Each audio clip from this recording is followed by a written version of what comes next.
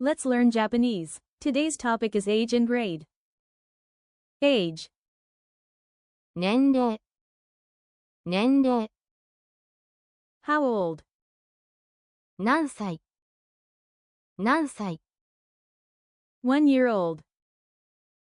1歳、1歳、 2 years old.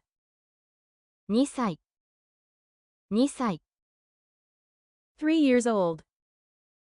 3歳、3歳、 10 years old.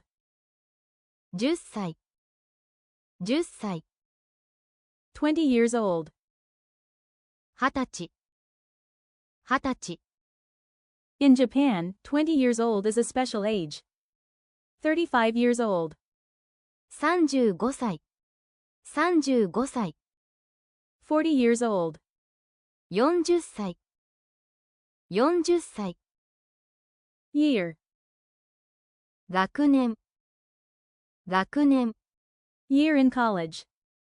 何年生、何年生、 First year student.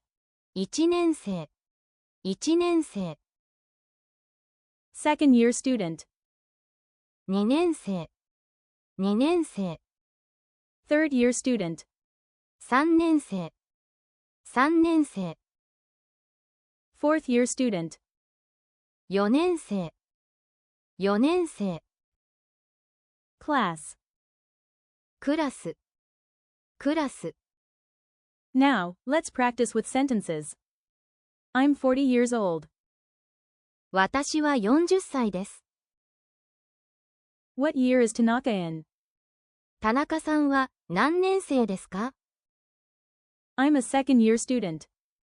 私は2年生です。 Time for a quick check.